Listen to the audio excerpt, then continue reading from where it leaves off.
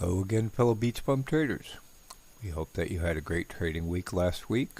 We hope that you found our weekly game plan from last week helpful to you in your trading. Please let us know if you found our weekly game plan from last week helpful to you in the comments below. And please let us know how your trading went this week. Good or bad, what did you learn? How can we improve our weekly game plans to help you succeed in your trading? Now let's get started preparing our game plan for next week.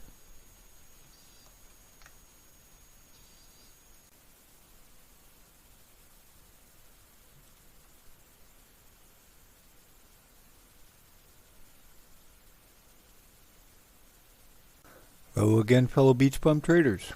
We hope that our game plan from last week helped you profit from the first week of the September effect, or at least protect your portfolio from any excessive losses from that beginning of the September effect.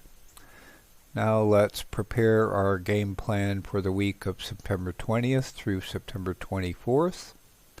We'll talk about some strategies for how you can prepare for and ideally profit from what they call the late September swoon, and when that potentially may turn around. We'll talk about some economic calendar events that may affect your trading and how we can prepare for and ideally profit from those. We'll talk about how to build your shopping list of stocks for when sentiment changes and the markets turn again, including a brief look at how we perform some due diligence, or what they call DD, on a stock under consideration, and show you some specific examples of what we look at in considering a stock to add to our watch list. And we'll wrap up with the actual updates to our watch list for this week, including briefly showing you how you may also add or remove a symbol from your watch lists in the stock screen in Webull.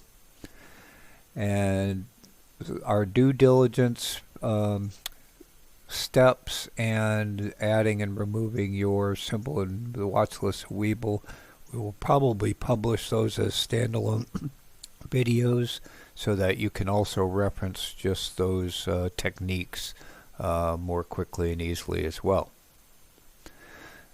So, as we mentioned, this period of time is sometimes called the late September swoon, or as we referred to it before as the September effect. And please look at our game plan from September 6th through September 10th for definitions and effect or implications of the September effect. In Jim Cramer's Mad Money show on September 13th, he mentions that September 17th, which was this past Friday, historically begins what they call the late September swoon, which is a historical market decline through the last half of September until approximately the second week of October. And he calls that the second week of October maximum pain. Again, this is all historical. This time may be different, but one can't expect that. So we're looking at, I'm showing the homepage of pinviz.com from Friday. We could see the markets were all down. The heat map shows everything was pretty much down. It's kind of what we expected from our game plan last week. In going into the September effect, we expected a down market, and that's pretty much what we got. And we're kind of expecting the trend to be down through the end of September until the second week of October. So we're going to talk about how we can prepare for that, how we can profit from it. And again, if you want more details about the September effect, please see our video from September 6th, the first week of September. Some of the things Jim Cramer mentions as strategies for the late September swoon are keep some cash. He says keep some cash, own some gold, and sell some. I interpret selling some meaning take profits. If you have a position that's in profit, it'd be a good time to take those profits. With the potential that you could buy, if it's a stock that you like, it could be one that you could buy back lower at a cheaper price. in further declines, and then you still have that stock to go forward. So again, we see the indices are down, declining, red map or heat map all red. We look at the bottom, see the news generally negative, all the futures are negative. We can see the future NASDAQ down, S&P down, Dow down. We'll talk about the decline in gold and silver and most of the commodities on Thursday, Friday. And we'll talk about natural gas and crude in a minute on the futures tab. Another effect that we saw late this week was the treasuries all perked up quite a bit. And we'll talk about the impact of that. So now we'll take a look at the futures and go from there. Okay, now I'm on the futures tab of FinViz, and as always you can find our affiliate link to FinViz in the description box below. We can easily see the declines in the Dow, the S&P, the NASDAQ. And we can see the Russell's kind of flat. We can see the VIX definitely perked up on Friday. We'll look at these charts in detail in a minute. We can see oil kind of peaked up and then went flat and then dipped down a little bit. Same thing with heating oil. We'll talk about natural gas. We found a leveraged ETF to short natural gas. It's KOLD, and again we'll look at that in more detail in a little bit. And we also found a leveraged ETF to the 2x bullish to long natural gas, which is BOIL, BIOL. So again, we'll talk about those in more detail in a little bit. We can see the major decline in gold and silver and many of the commodities on Thursday, Friday, and I believe that the reason for that was the pop in the dollar.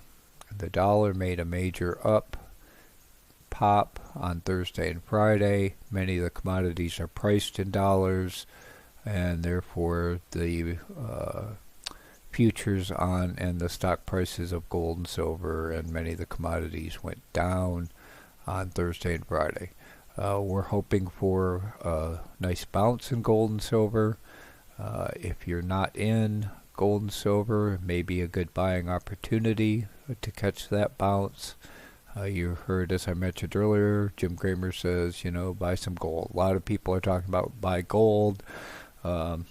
Many people are recommending gold versus cryptocurrency. That's a controversial topic, I know, but you will hear people talking about buying gold.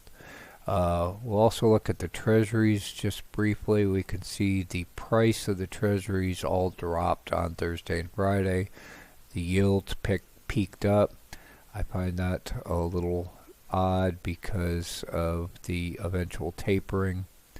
And again, if we look at the pop in the dollar, I find that odd since the government is printing dollars like crazy, which is diluting the value of the dollar. So I think eventually the dollar is going to come back down. That should be upward pressure on commodities, particularly gold, silver, etc. So I think this may be an opportunity on those commodities.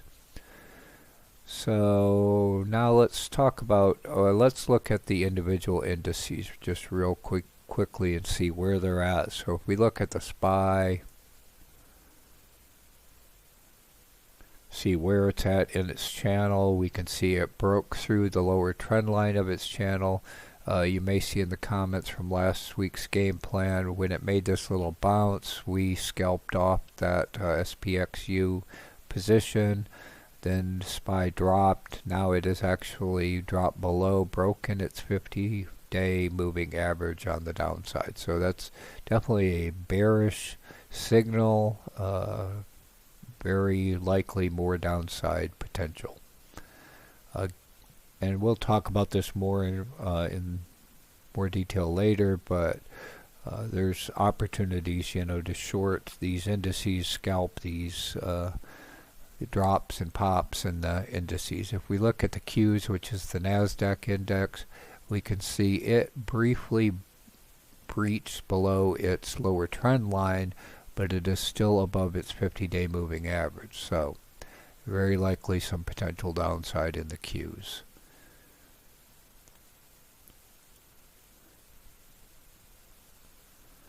We can see the Dow is definitely, it's broken through its trend line, its averages, it's definitely on a downward trajectory.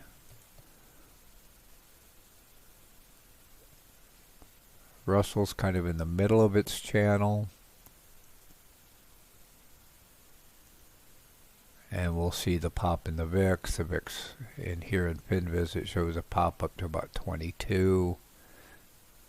In other platforms, I see a pop, a high of 21.51 on Friday. So there's definitely a pop in the VIX. And again, there's opportunities to scalp the VIX using SVXY. When it pops, hits the top, you can use SVXY to short the VIX, which is going to mean revert down to 20, possibly 16, and we can relong the VIX and wait for another event that'll cause a pop. So we'll talk about that in more detail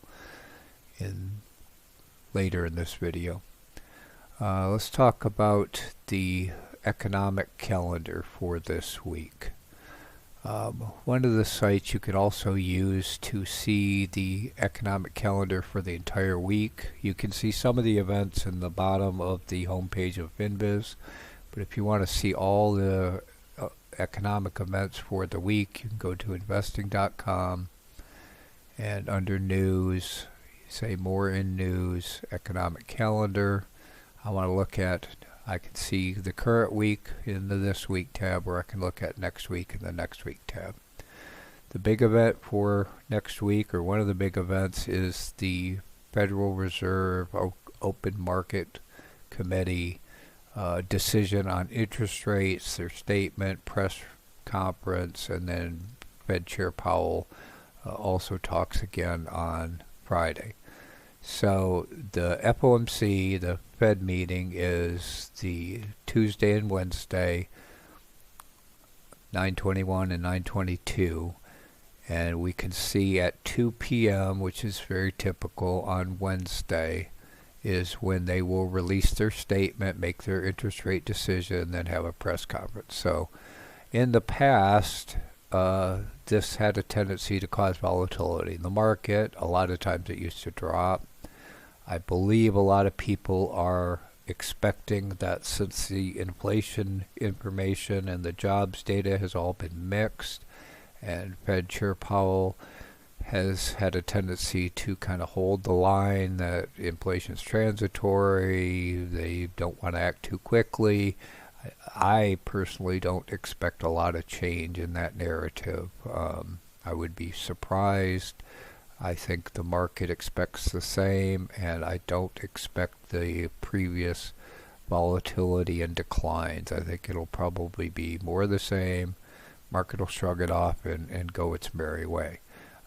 We might get a little bit of a pop if it sounds like they're going to delay tapering even further. So we've got that on Wednesday at 2, and then on Friday at 10 a.m. Fed Chair Powell has a speech again, so there's another potential volatility event on Friday at 10. I will put a link again to this calendar in the description box below. To find future Fed meeting dates, here's another URL. This is the FOMC calendar for the year. And again, I'll put this link in the description box below, but if you're looking for when are the future dates, we can see there's September 21, 22, the next one November 2nd, 3rd, then December 14th, 15th. So these are all things that help you prepare in advance, position yourself accordingly for these events based on what the trends are and the news, etc. So I hope that helps. And then we'll start looking at other strategies to deal with the late September swoon. How do we build our shopping list? What are we going to add to our watch list for this week? I hope this all helps.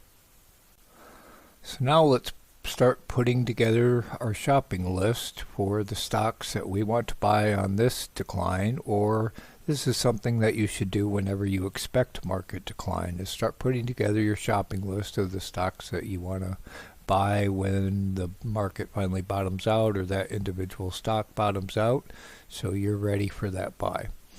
So last week we talked about the concept of stocks that have a negative beta, and we defined what that means, what beta is, in our game plan from September 13th. So please refer to that for a more detailed definition of what beta is, how it works, the fact that a negative beta tends to go up when its market index goes down. So again, as we did last week, I'm showing the screener tab in FinViz, and I've done a search. I've selected a beta under 0, and we can see there's a whole bunch of stocks with a negative beta. So you can sort that by index, pick ones that you like. You can filter further by positive PE ratio, etc. You can apply other filters to pick the ones that you like with a negative beta. Again, these will have a tendency to go up when the market index goes down. So that's one good way to find stocks to add to your shopping list. Another good way, and I know I've shown this particular screener where I have this URL saved to a spreadsheet and I just copy paste it, and I just wanted to show this one as well because it helped me identify. You can see the criteria for this is that the performance is down, it's down 75% or more from its yearly high, and this helped me identify that, oh look, there's a semiconductor bear ETF, 3X ETF, that is down 75% and looks like it's near its low. So I did some further investigation of that. That looks good. You're going to see we're going to add that one to our watch list, and that was one that I identified by going through this list of stocks that is 75% below its yearly high. So I just wanted to show that briefly. We do have a video coming out on more details about how to use the FinViz screener. So please click the bell icon to be notified when that video or any future videos come out, and then you will get the details of further ways to use this FinViz screener. Another point I wanted to make in making your shopping list is, and this is our opinion, we're not financial advisors, but we would highly recommend staying away from any Chinese or Hong Kong stocks, or any U.S. stocks that are vulnerable to the PRC, the People's Republic of China, crackdowns, such as what recently happened to the casino stocks that had exposure to Macau. They cracked down on some of the casinos in Macau, and any U.S. casino stocks that had properties in Macau were vulnerable to that. Got hit pretty hard. Also, I've heard commentary that there may be a potential upcoming power struggle or consolidation of power in the Communist Party in China, and therefore we can expect a lot of volatility, unexpected or unpredictable further crackdowns. We just don't think the risk is worth it. I know some of these look like they're low, they look juicy. Our recommendation is just to stay away from all of those. Now, if we briefly also talk about some of the things that ARK has been doing, Kathy Woods.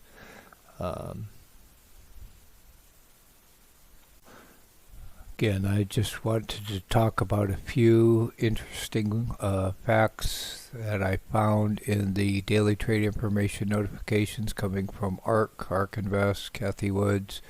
If you're not getting these daily notifications, please see our ARK playlist for the video, which I'll put a reference in the description box below to that video of how you can get this information on a daily basis for yourself as well.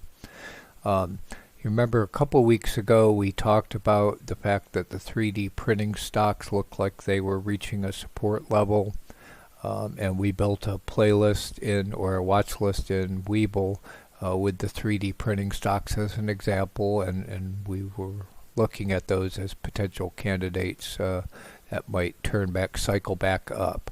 Well, on Wednesday and Thursday, I noticed in these daily trade information emails from ARC that they have started buying NNDM and PRLB, which is Nano Dimensions and Proto Labs, which are two of the 3D printing stocks that we had on our 3D printing watch list in Webull. And you could see both days they started buying those again. ARC had a position in NNDM. They were buying aggressively in the past, so it looks like that may be starting up again.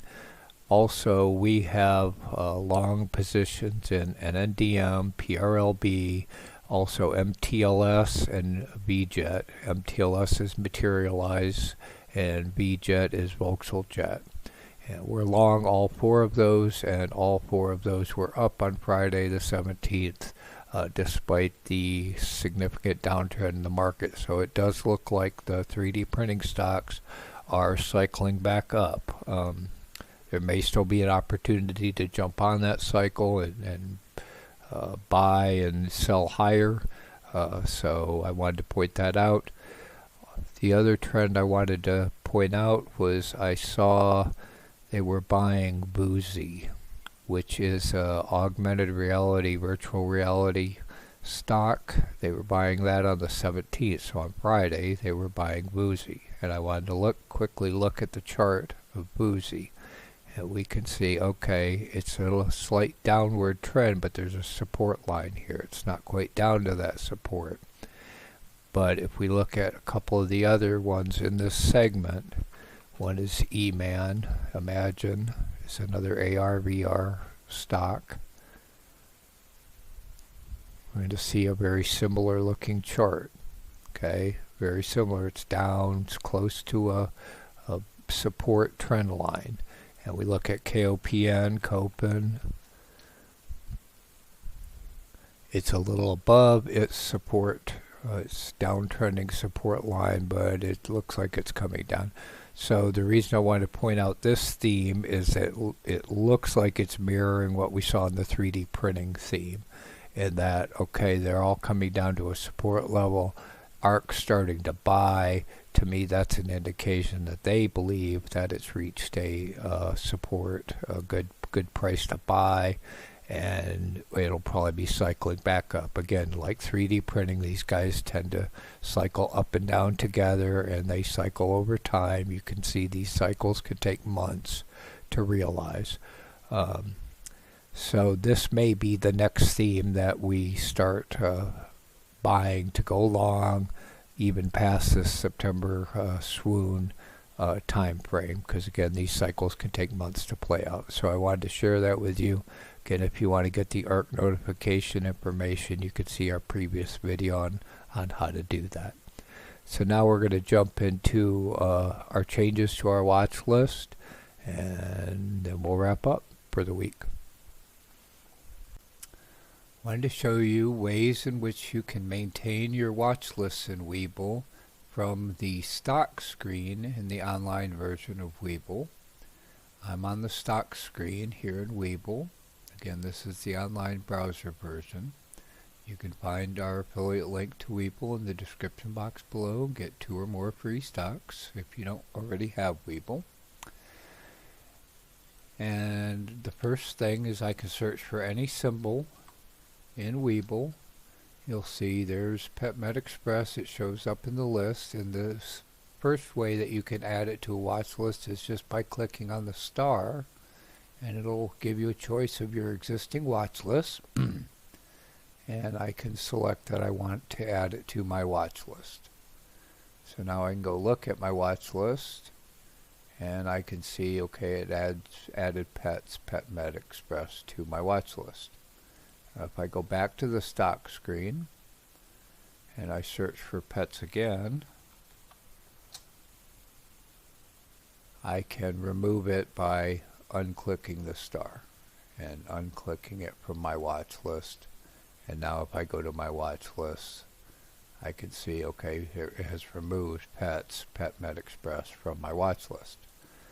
So another method is if I've searched for the stock already and displayed the chart, so I just click on it to display the chart. Shows up in my recently searched tab, so I can select that. It's already selected, and I can say right click and add to watch list, and I can again select the watch list that I want it added to, and then I can go back and I can see pets is again now in my watch list. So now if I go back to the stock screen, I go back to recently searched, I select pets if it's not already selected, I right click, I do add to watch list. Now you can see the star for my watch list is already highlighted. I can click that off.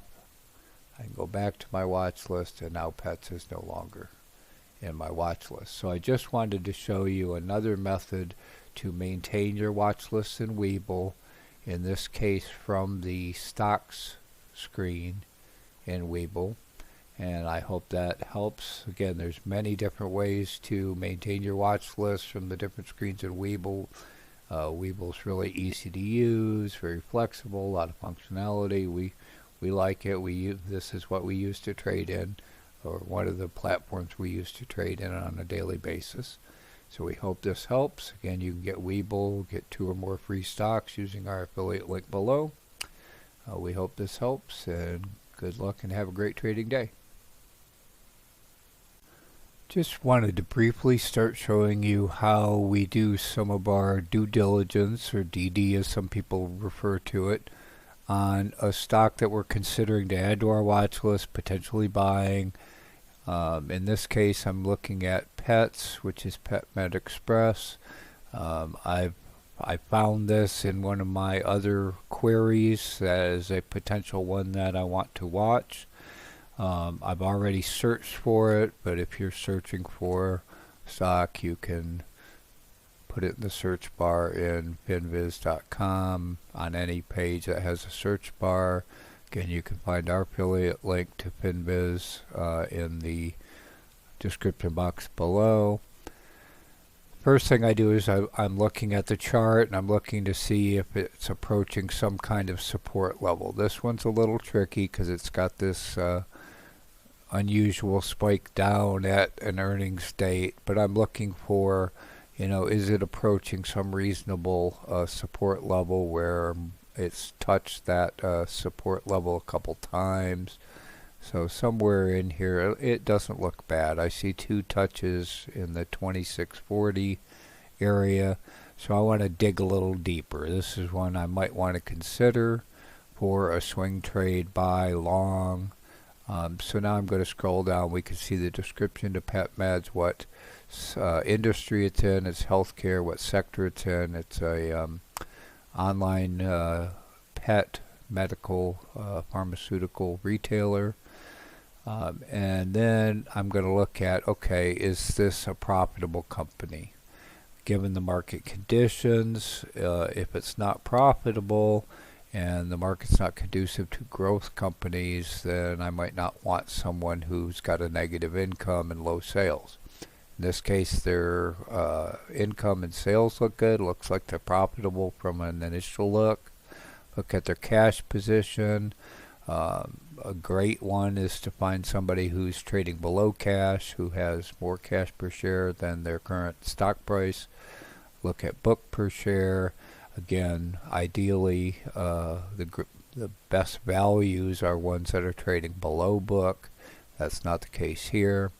We can see PetMeds also pays a reasonably good dividend, 4.46%. So that's attractive. And I'm looking at debt. Do they have really high debt? Is that going to become a future issue? No, looks good. They look to be pretty debt free. Here's the ratio, price to book, price to cash, free cash flow, all look reasonable. So again, these are all positive signals from a Finviz standpoint. In this particular case, one thing that's attractive, if we're in an environment that is conducive to potential short squeezes, For example, the meme stock phenomenon, the Wall Street bet people targeting stocks with a high short interest. This is showing a short float of 24.91%, which is very high. So that says this guy could be a candidate for a short squeeze attack. So again, that's a potential positive sign. We saw these high pops in the past. Those may have been short squeezes at those times. So again, all these signals look good right now. Another thing that's interesting is the recommendation is very negative. So that says analysts may have a very negative view. In this particular case, I find that attractive because it says that the sentiment may be overly negative on this stock, given all the other indicators I see seem to be positive. Okay, so the other things I'm going to look at very quickly is I'm going to look at the description of the stock. What exactly do they do? Is it reasonable given the current trends and themes in the market? Okay, they're a pet pharmacy, on a prescription, non-prescription pet medications, etc. So why is it down? So a couple of the things in the current environment, given the pandemic, they may have been pushed down due to the reopening and people thinking that this was just a stay-at-home lockdown stock. So they pushed it down because now we're reopening, people aren't buying lockdown stocks. That may be one reason. Other reasons may be competitive pressure from Amazon. That's possible. They're starting to get into pharmaceuticals. That pushes other pharmaceuticals down. Also, we have the Biden administration talking about regulating drug prices. Well, this is pet meds, so I don't see that having an impact on this particular stock. So again, think about the themes, what's going on, what do they do, what are the risks. So then I want to look at their statements, their financial statements. And in particular, I want to see, okay, recently, are they still profitable? So I'm going to select the quarterly tab. And what I really want to see is these EPS numbers. Okay, so they're positive. So that says they're probably profitable. We see they're declining a bit, but this, again, could be potentially that the reopening has led people to go to in-store versus online or via phone, buying for a short period of time. But again, it's still positive. So at this point, the indications are positive. I'll do further due diligence in a moment. Another thing I wanted to look at in the chart, though, is the risk reward. So I'm going to zoom out to the weekly chart, and I want to see, does this have a reasonable risk reward that I want to consider? So we found out that, okay, this support level is somewhere 2640 area, and it looks like the next low may be in the 21 area. So my risk is essentially, let's call it $4, $5 to the downside. So my risk is $5. My upside potential, if we look at this peak, and we say, okay, $46, $47. So my upside is $21. My downside is $5. So I've got a 4-to-1 or better reward to risk ratio. I like to target 2-to-1 or better reward to risk. So again, this one looks good. Now I want to dig deeper to see if there's any red flags that would cause me to not add this to my watch list. So again, this is the start of how we do some quick due diligence on a stock to consider to swing, buy long, using FinViz. Again, you can find an affiliate link to FinViz in the description box below. And now let's dig deeper. Another site that we use to do due diligence on a stock that we're considering for our watch list is Seeking Alpha. And I will put a link in the description box below to Seeking Alpha. And usually we do this after we've identified a stock that has potential, usually in FinViz, potentially another source, and we want to dig deeper and see if there's any red flags, check some of their other metrics in more detail. So this is a deeper dive of the due diligence, or what people call DD, on a particular stock. So again, once I'm on Seeking Alpha, pretty much on any screen, we can see there's a search bar. I can search for the stock that I'm looking for. In this case, I'm looking for pets, PetMed Express. I've already searched for it, but you can see it will list potential matches. I select the one I want, and then it will display the detailed screen. It has many tabs. You can dig even deeper into various categories. I'm just going to look at the summary screen and scroll down and show you briefly how I do a deeper dive on the due diligence to see, is this something we want to add to the watch list for further consideration. So again, I've already done some high-level due diligence, probably in FinViz, and I'll put a link to our affiliate link to FinViz in the description box below. So here's a deeper dive. So I want to just quickly scroll through the analysis article titles and the news to see if I see anything that's, overtly negative. Sometimes there'll be a negative article and you have to take everything with a grain of salt, but the news is of particular interest. Okay, so they missed in earnings, and if we go back and we look at their chart in the July time frame, we see a major dip. This is clearer again in FinViz, or if I zoom in the chart some. But they had an earnings miss in July, and it dropped significantly there. We can see their dividends. They pay dividends, and that's an attractive factor. And then I want to see, okay, ratings. Well, it says Wall Street and authors is bullish, yields positive. I don't see any red flags there. That's good. I can also read their profile here. I'm already familiar with their profile. Revenue growth, okay, it doesn't look overtly positive or negative. Earnings per share, same, pretty flat. I would prefer to see, an increase in revenue, increase in earnings growth. That would be ideal, but I don't see any red flags, so it's not negative. Scrolling down, we see they pay dividends. That's good. Dividend growth, again, kind of flat, but not negative.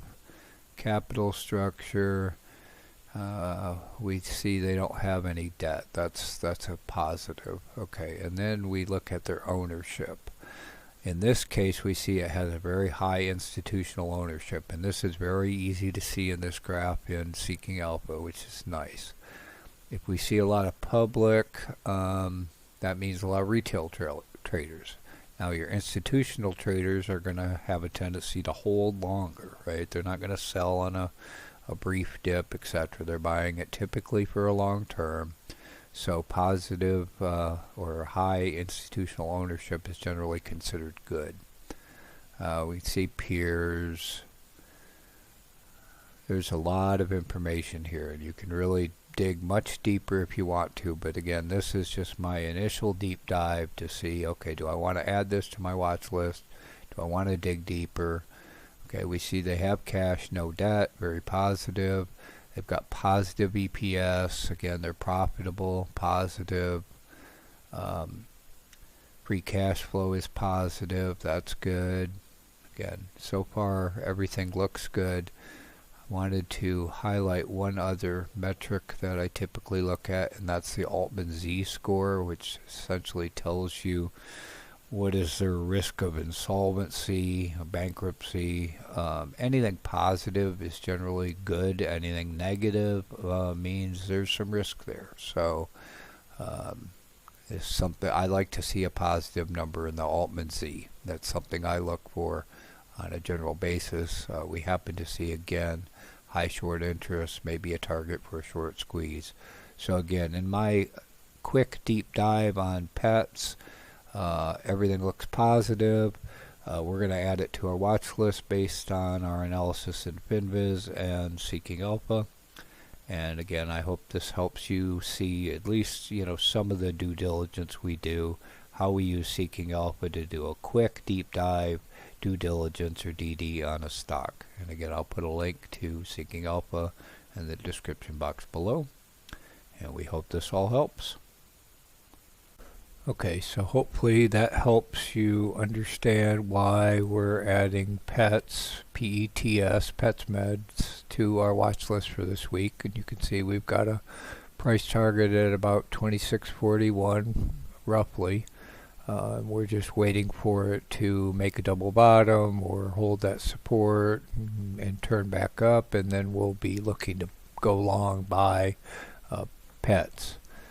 I also mentioned that in the FinViz screeners we found this SOX, SOKS, leveraged ETF on semiconductors, and it had shown up as being down 75% from its high. We looked at it, it looks like it's holding a nice support level. The inverse of this is SOXL to go long on semiconductors. That looked like it had topped.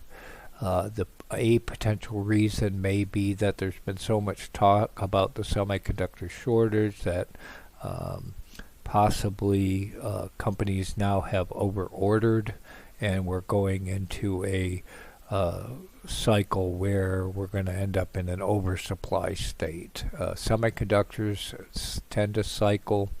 It's a very long cycle, but they go into these cycles of being oversupplied and then undersupplied, and people then overorder or underorder, and this cycles nicely. So it was nice to find this SOKS to be able to short semiconductors, and when it cycles, when the supply cycles back down, then we can go long semiconductors with SOXL. So you can see we're targeting a price target of around 590. Bounced off of that a little bit. We'll see if it comes back down if we get a shot. We may just, if it starts to break through this pivot point, we may just go long at that point, SOKS. We've still got SVXY to short any pops in the VIX. The VIX is up right now, 21.22. It can go to 40 or so, but right now we're kind of expecting Monday may be volatile. It may go higher on Monday. Mondays tend to be more volatile, but then it'll possibly retrace into the FOMC meeting. We'll look for opportunities. If it does pop way up, we'll short using SVXY. When it retraces, we will long using UVXY. We're also going to leave TMV, which is the long on the yields of the 20-year Treasury. You can see it's up above where our target price is. We saw the prices had a sharp decline end of the week, which meant the yields popped up end of the week. We'll see if that retraces back down to this area again. If it happens to, possibly due to comments at the FOMC meeting, we'll take that opportunity. Again, we're looking for an eventual tapering, which will drive prices down and yield up. So at some point, we believe there's going to be an opportunity in TMB and the Treasuries. It's just a matter of timing when. So let's just talk about some other strategies to take advantage of and profit from this late September swoon. Wait for good value opportunities and buy on dips. We talked about creating your shopping list. Hopefully you've got that. Got some new techniques on how to add things to your shopping list. Hopefully you've got your favorite stocks you always wanted to buy, and you're keeping an eye on those. We've talked about scalping pops in the indices using the leveraged inverse ETFs like SDOW on the Dow, SPXU on the S&P 500, SQQQ on the NASDAQ. Right now they're all down. If we get a brief retracement, a pop, there's an opportunity then to go long on those leveraged inverse ETFs and scalp them when they go back down. Again, we expect the overall trend to be down, but on a retracement or a pop, there may be scalping opportunities there. In your individual stocks, you can take profits, sell if it looks like it's peaking out, topping, and then buy back lower. So you can take profits, and then when you buy back lower, you can actually reduce your cost basis. You may be able to buy it back at a lower price than you had bought it before. And then in the long run, hopefully that'll go back up and you'll make more profits. And definitely keep some cash, keep some dry powder ready. When this eventually does bottom and turn, you want to have some cash available to apply to your shopping list and buy those stocks that you've been wanting to buy. And lastly, as we mentioned last week again, take some time. If it's not time to buy yet, take your time to sharpen your saw, learn how to trade better, improve your trading, test out some new strategies using paper trading. Always take opportunities when there aren't trades that fit your trading style to improve your trading. So we hope all this helps. We wish you good luck, and we hope you have a great trading week. Thank you for watching. Have a great week.